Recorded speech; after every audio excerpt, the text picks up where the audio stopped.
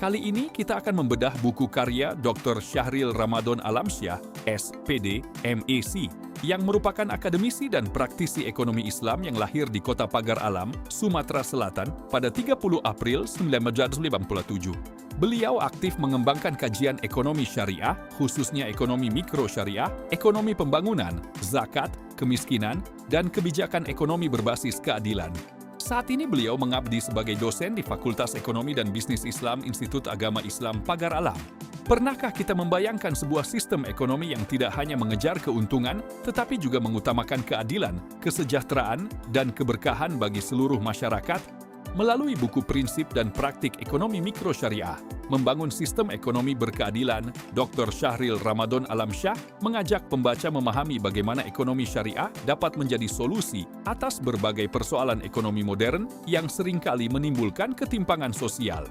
Pembaca diajak memahami bahwa ekonomi syariah bukan sekadar aktivitas ekonomi yang bebas riba, tetapi juga sebuah sistem yang berlandaskan nilai tauhid, keadilan, keseimbangan, serta tanggung jawab sosial. Pada bagian awal, penulis menjelaskan landasan filosofis dan teologis ekonomi syariah yang menjadikan tauhid sebagai fondasi utama dalam setiap aktivitas ekonomi manusia. Dari dasar tersebut lahir prinsip-prinsip ekonomi yang menempatkan kesejahteraan bersama sebagai tujuan utama, bukan hanya keuntungan individu semata. Selanjutnya, buku ini membahas berbagai prinsip dasar ekonomi mikro syariah, termasuk larangan riba, gharar, dan maisir yang dianggap dapat merusak keadilan dalam transaksi ekonomi. Penulis juga menguraikan konsep kepemilikan dalam Islam yang menegaskan bahwa manusia hanyalah pengelola amanah dari Allah Subhanahu wa Ta'ala terhadap sumber daya yang dimiliki. Pembahasan kemudian berkembang pada mekanisme pasar dalam perspektif syariah.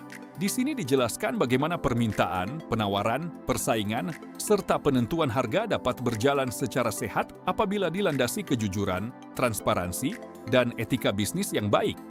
Konsumen tidak hanya dituntut memenuhi kebutuhan, tetapi juga memperhatikan aspek halal, thayyib, serta menghindari perilaku konsumtif yang berlebihan.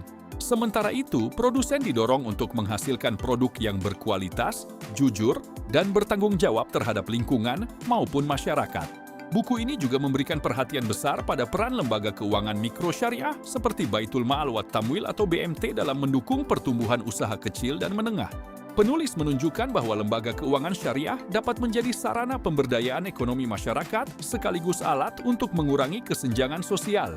Selain itu, pembahasan mengenai zakat, infak, sedekah, dan wakaf produktif memberikan gambaran bagaimana instrumen-instrumen Islam dapat berfungsi sebagai mekanisme distribusi kekayaan yang lebih adil.